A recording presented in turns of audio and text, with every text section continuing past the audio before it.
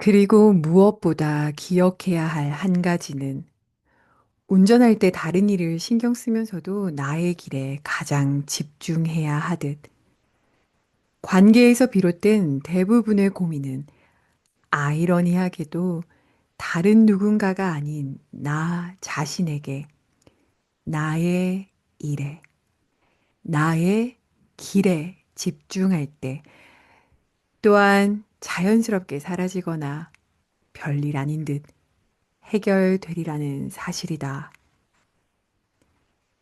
관계의 답은 결국 나 자신에게 있다. 네, 여러분. 안녕하세요. 하루의 5분 책을 통해 나 자신을 만나는 시간, 셀프 북코칭 6월의 두 번째 수요 나눔 시간입니다. 푸릇푸릇해지는 자연이 눈에 쏙쏙 들어오는 6월 중순입니다. 여러분들은 이 여름을 시작을 어떻게 보내고 계신가요? 김은주 작가의 나라는 식물을 키워보기로 했다. 라는 책은 얼마나 음미하며 즐기고 계세요? 오늘 역시 이 책은 저에게 와닿았던 글 중심으로 여러분들에게 나눠드리려고 합니다. 지난번 스텝 제목들 기억하시나요? 목차를 한번 살펴볼까요? 이 책은 셀프 가드닝이라는 컨셉으로 적혀 있어요. 스텝 1은 지난번에 말씀드린 것처럼 씨 뿌리기. 나는 어떤 씨앗인지 알아보고 내면에 싹 틔우기에 대한 이야기였고요. 스텝 2는 씨를 뿌렸으면 적당한 물을 주어야 하죠. 그 부제목이 너무 흥미로웠죠. 인생이 버거울 때는 커다란 결정이 아닌 매일의 작은 실천을. 네. 여러분들, 이 스텝 1, 2에 해당하는 나날들 보내고 오셨나요? 오늘은 이제 그 다음, 스텝 3랑 스텝 4 나갈 차례죠. 먼저 제목들을 살펴보면, 씨를 뿌렸고 적당한 물을 주었으면, 그 다음은 스텝 3, 시든 잎은 잘라내기. 너무 흥미로운 표현이에요. 시든 잎은 잘라낸다. 부제목은 이렇게 적혀 있어요. 미워하는 것들로부터의 자유가 나를 자유케 한다. 시든 잎, 나를 시들게 하는 것들. 그것으로부터 자유해지는 것, 그것을 잘라내는 것부터가 나 자신을 자유롭게 한다라고 이야기합니다. 그러면 그 이어서 스텝 4의 제목은 뭘까요? 저는 이 제목이 너무 아름다웠어요. 스텝 4의 제목은 나비와 벌, 별과 조우하기. 식물이 자라나는 데 있어서 함께하는 관계들이죠. 나비, 벌, 그리고 밤하늘의 별. 부제목은 이랬습니다. 좋은 관계는 나의 세계를 한 뼘 더 자라게 한다. 이번 한 주 동안 책을 읽으시면서 여러분들은 어떤 구절에 마음이 동하셨나요? 어떤 구절의 문구를 읽으시면서, 아, 맞아. 내 마음이 요즘 이래. 아, 지금 나에게 필요한 건 이거구나. 라고 느끼셨을까요?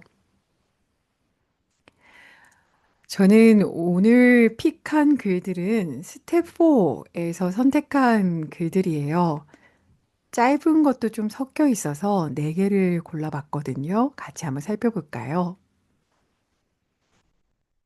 첫 번째 글은요, 153쪽에 있습니다. 153쪽입니다. 제목은 바다 위 태양 같은 사람들입니다. 읽어드릴게요. 당신이 어떤 자리에 있을 때 밀물처럼 사람들이 밀려오다. 또한 그 자리에서 내려왔을 때 썰물처럼 빠져나갈지라도 늘 곁에는 같은 자리에 태양 같은 사람들이 있기에 당신 바다의 일출과 일몰은 여전히 낭만적이고 아름답다.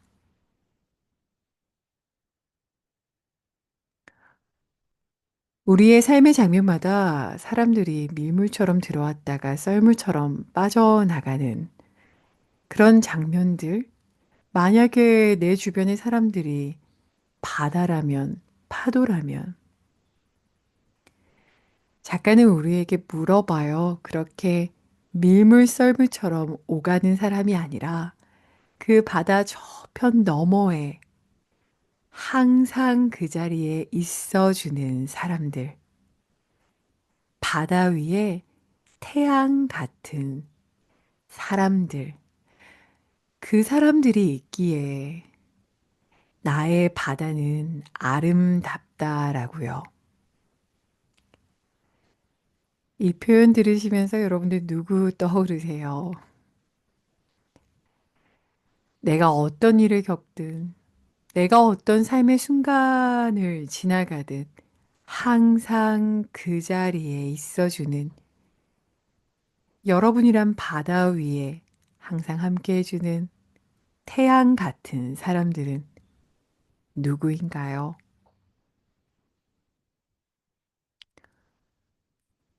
바다 가까이 가서 이렇게 모래사장에서 바다 곁에 가면 이렇게 맨발에 파도가 찰싹 들어오고 다시 나가고 들어오고 나가고 하는 장면을 보면은 우리는 우리도 모르게 고개를 발끝을 볼 수밖에 없는 것 같아요. 그냥 그게 가장 가까이 벌어지고 있는 것이니까요. 그런데 여러분들 아시죠?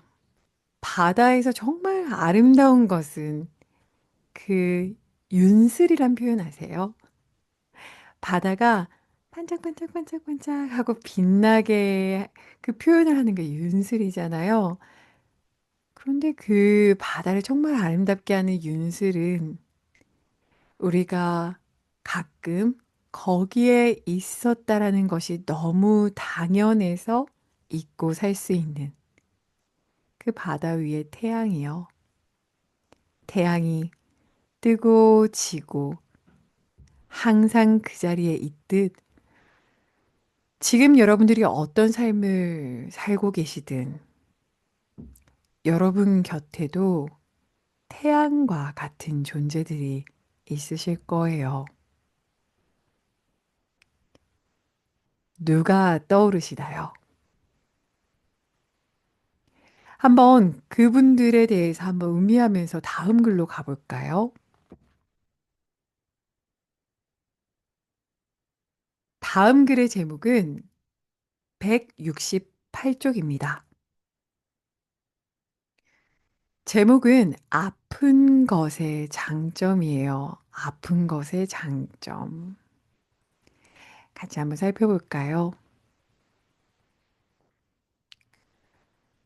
사람은 사람인지라 예민할 때가 있고, 화내고 싶을 때가 있고, 오해할 때가 있고, 마냥 부서지고 싶을 때가 있다.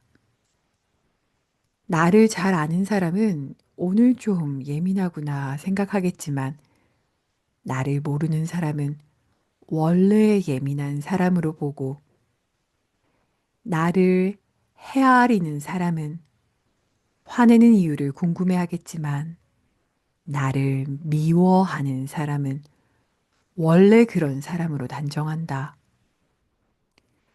나를 아끼는 사람은 오해를 풀기 위해 노력하겠지만, 내가 중요하지 않은 사람과는 멀어질 계기가 되기도 한다. 나를 사랑하는 사람은 부서진 내 조각들을 주워 담으려 고개를 숙이겠지만, 그렇지 않은 사람은 무심코 그 조각들 위를 밟고 걸어간다. 그러나 나는 곧 나를 알아주고 내 기분을 궁금해하고 마음 쓰고 함께 아파하는 그런 사람들 덕분에 다시 나로 돌아간다. 그러니 그 외에 사람들은 그다지 신경 쓰지 않아도 좋다. 힘들거나 아픈 것의 장점은 켜켜이 쌓인 관계의 지층 속에서 진짜를 찾아낼 수 있다는 것.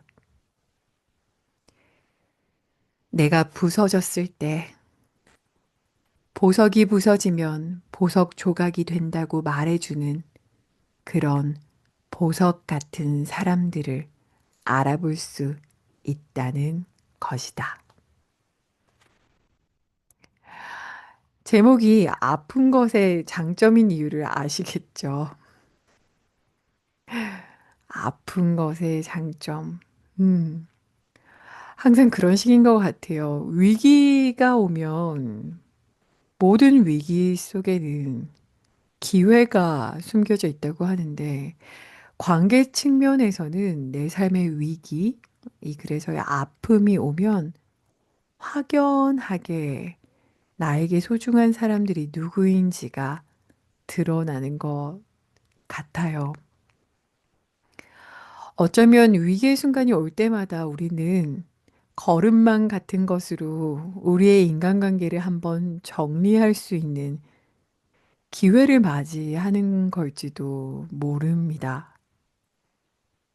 혹시 지금 여러분들의 삶이 아프신가요? 아까 첫 번째 읽어드렸던 태양 같은 사람들, 두 번째 읽어드린 내가 아플 때 나를 헤아리려, 나를 이해하려 하는 사람들이 누구인지 한번 가만히 음미해 보세요. 음, 두 번째 글까지 들으셨을 때, 공통적으로 계속 여러분들에게 떠오르는 분들이 있을지도 모르겠어요. 그럼 또 이어서 세 번째 글도 같이 읽어볼게요. 세 번째 글은 174쪽에 있는 마음의 안전거리입니다. 읽어드리겠습니다. 예를 들어, 당신의 고민, 실수, 비밀, 컴플렉스들에 관해 당신이 보여준 만큼 그는 당신에게 보여주지 않았다 해도 기대한 만큼의 동조나 위로나 공감이나 해답이 없었더라도 그 사람에 대해 실망하거나 마음 쓰지 말 것. 그와의 관계가 당신이 생각하는 만큼의 깊이가 아닐 수도 있으며 그가 표현을 잘하는 사람이 아닐 수도 있고 단지 그가 힘든 일을 겪고 있기 때문일 수도 당신의 마음이 잘 전달되지 않았을 수도 그저 마음의 여유가 없기 때문일 수도 있다. 여기까지는 추측이지만 분명한 사실은 그는 당신이 아니라는 것. 내가 아닌 다른 사람은 나의 생각대로, 나의 기준대로, 또한 나의 기분대로, 나의 기대대로 움직이지 않는다. 그것은 당연한 사실이다. 그러므로 사람 사이에는 안전거리가 필요하다. 멀어지기 위한 거리가 아니라 감정이 너무 앞섰을 때, 감정의 속도 조절에 실패했을 때, 혹여 부딪히거나 다치지 않을 거리, 여유와 이해, 그리고 인정의 거리이다. 예상 밖의 말과 행동이 돌아왔을 때 그를 단번에 관계 밖으로 밀치지 않을 여유. 이 사람은 왜 이럴까가 아닌 그만의 이유가 있을 것이라는 이해. 그가 부족해서가 아닌 나의 기대가 컸을 수도 있으며 나의 기준과 그의 기준은 다름에 대한 인정. 그렇게 안전거리를 유지하면서 우리는 다양한 이들과 만나고 헤어지고 스쳐 지나가는 관계라는 동시에 인생이라는 복잡한 도로 위를 커다란 감정의 접촉 사고 없이 달릴 수 있게 된다. 마음 맞는 이들과 휴게소에서 즐겁게 담소를 나누며 다음의 목적지를 향해 나아갈 에너지와 즐거움을 얻을 수도 있다. 더 깊고 따뜻한 관계들을 만들고 경험할 수 있다. 그리고 무엇보다 기억해야 할 한 가지는 운전할 때 다른 일을 신경 쓰면서도 나의 길에 가장 집중해야 하듯 관계에서 비롯된 대부분의 고민은 아이러니하게도 다른 누군가가 아닌 나 자신에게 나의 일에, 나의 길에 집중할 때 또한 자연스럽게 사라지거나 별일 아닌 듯 해결되리라는 사실이다. 관계의 답은 결국 나 자신에게 있다. 음.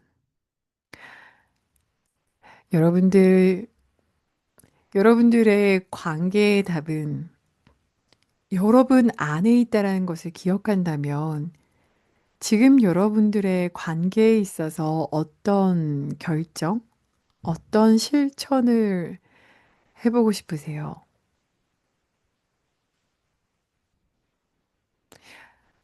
저는 여러분이 알고 계신 것처럼 어제랑 엊그제 출장을 다녀왔는데요. 저는 출장 갈 때마다 예전에 한번 출장길에 택시를 탔는데 너무 험하게 모시는 택시를 탄 적이 있어요. 그래서 그 택시를 탔을 때 저도 모르게, 아, 이러다가 내가 잘하면 교통사고가 나서 삶의 마지막 순간일 수도 있겠다라는 생각을 엄청 세게 한 기억이 있어요, 벌써. 10년이 지난 일이에요. 근데 그게 저에게 제법 각인이 됐나 봐요. 그래서 저도 모르게 약간 저희 집 근처가 아니라 이제 소위 일로 출장을 먼 곳으로 갈 때마다 저는 항상 기차나 택시 안에서 죽음에 대해서 생각을 해요. 근데 이번 책을 읽으면서 이 중간 허리 구간의 부분들이 어떻게 보면 대부분 우리의 인간 관계에 대한 거더라고요. 그래서 어제도 거의 새벽이 돼서 집에 들어왔는데, 들어오는 길에 이제 또 택시를 탔어요. 근데 택시 안에서 생각하게 되더라고요. 만약에 내가 죽음이 얼마 남지 않았다면 나는 누구누구에게 삶에 대해서 고마웠다라고 이야기할까? 혹은 많이 미안했다고 얘기할까? 일단 기본적으로는 떠오르는 사람들이 있을 거고, 반드시 연락하고 싶다는 마음이 드는 사람이 있을 거고, 그렇지 않은 사람들이 있을 텐데요. 그렇지 않은 사람들의 카테고리에 들어간 사람들 때문에 나의 소중한 이 현재를 쓰고 싶지 않다라는 알아차림이 저에게 왔어요. 음, 그건 또 며칠 전에 첫째 아들하고 이야기했던 거랑 이어지는데, 첫째 아들이 뭔가 이렇게 앞에 나서서 뭘 낭독해야 되는 일이 있었어요. 소위 발표 같은 거죠. 그래서 너무 긴장이 된대요. 저도 모르게 스치면서 이런 말을 제가 아들한테 하더라고요. 있잖아. 사람들은 의외로 너한테 큰 관심 없다. 너는 앞에 나가서 너무너무 긴장된 마음으로 하겠지만, 앞에 앉아 듣고 있던 사람들은 듣고 난 다음에도 네가 어떤 옷을 입었는지, 너가 뭐라고 말했는지 대부분은 기억하지 않아. 그러니까 편하게 하렴. 근데 그 발표를 하고 돌아와서 아들이 얘기하더라고요. 엄마, 진짜 애들은 나한테 관심이 없더라? 근데 그 말이 어제 택시에서 딱 생각이 났어요. 대부분의 세상 사람들은 우리 자신에게 관심이 없어요. 심지어 나는 그 사람이 너무 믿거나 마음이 복잡해서 계속 떠오르는 그 사람도 나를 안 떠올릴 가능성도 많아요. 아마 그럴 거예요. 그러면 다시 우리는 오직 이 질문 앞에 서게 되는 거예요. 나에게 너무나 소중한 이렇게 생명이 붙어 있는 이 하루하루 현재 시간에 나는 이 생명력, 이 하루라는 귀한 이 삶을 누구와 관계 맺는데 마음을 보낼 것인가? 앞에 있는 두 글에서는 바다 위의 태양 같은 사람들, 나를 헤아리는 사람들에 대해서 이야기했다면, 세 번째 글은 그 모든 관계에 있어서 정말 나의 사람인가 아닌가에 대해서는 그 답은 이미 내 안에 있다. 라고 이야기합니다. 지금 이 멘트를 들으시면서 또 어떤 것들을 생각하게 되신지 잠시 한번 음미해 보세요.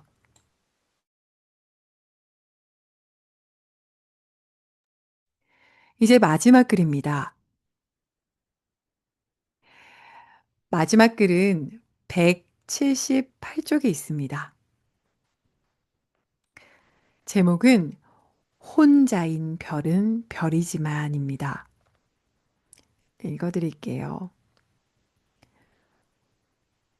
혼자인 것은 쉽다.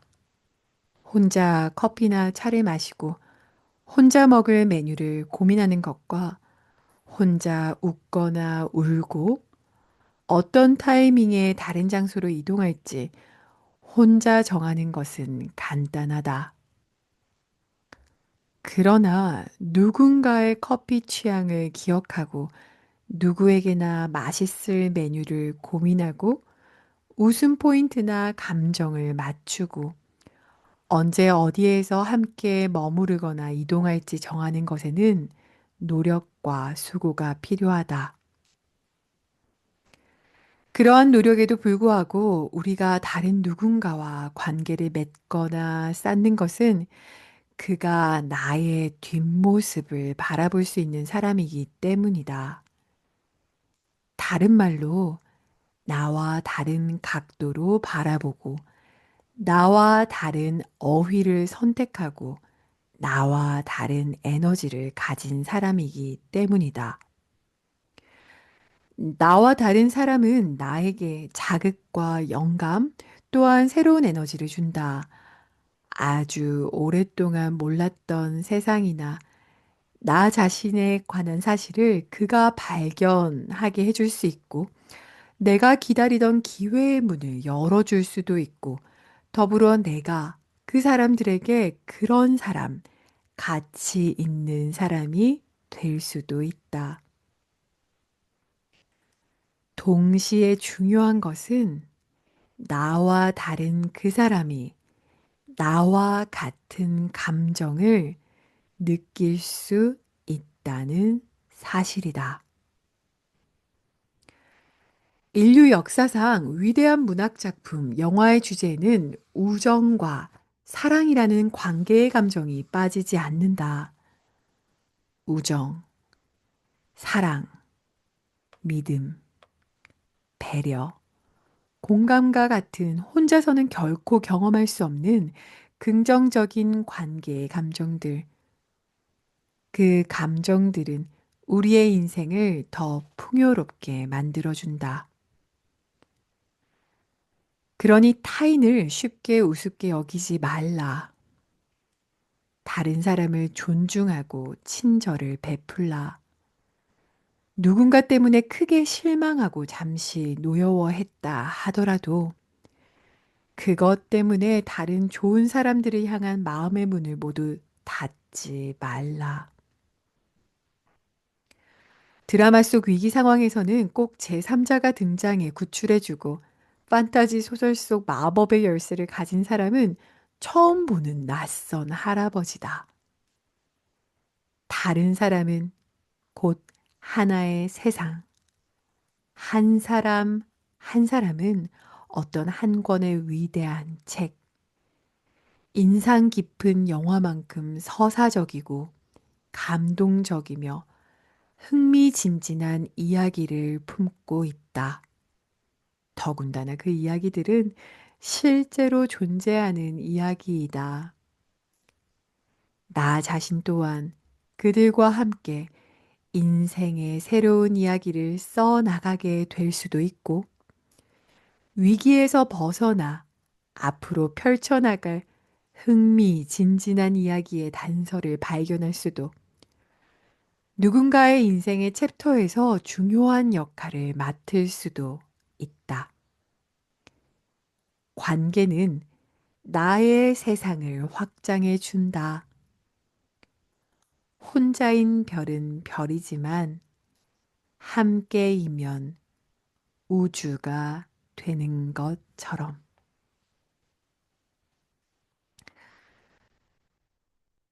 어떠세요? 여러분들의 우주에는 어떤 별들이 함께 하고 있나요? 네 편의 글 모두 스텝 4에서는 관계에 대한 이야기를 합니다. 이것에 맞춰서 오늘의 셀프 코칭 질문은 다음과 같습니다. 이렇게 쭉 제가 읽어드린 글들을 들으시면서 떠오른 관계들이 있을 거예요.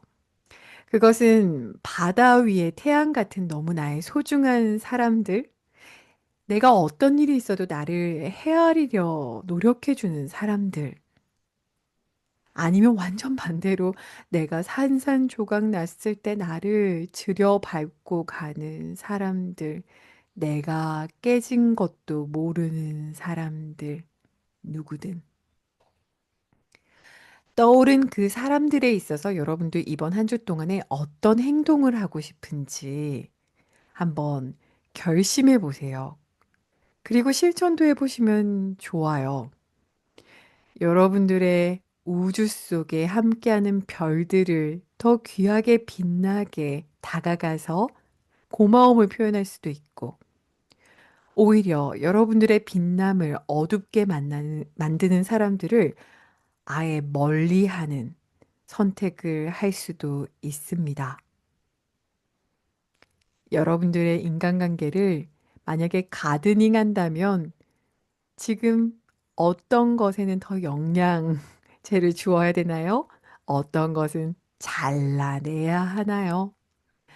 한번 이번 한 주 나라는 식물에 있어서 인간관계의 가드닝에 대한 실행 계획 생각해 보시고 실제 실천하시면서 그것이 나라는 식물이 잘 자라는 데 있어서 어떤 경험이 되는지 한번 만끽해 보실까요? 네, 그러면 다음 주 수요일에 또 세 번째 수요 나눔으로 뵙게 될 거고요.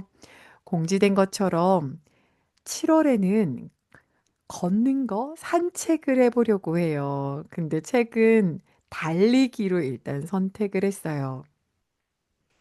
무라카미 하루키의 달리기를 말할 때 내가 하고 싶은 이야기를 통해서 하루키가 달리는 것과 관련해서 어떤 영감들을 썼는지 같이 읽으며 뛰고 싶은 분들은 뛰시고 기본 셋은 걷는 것으로.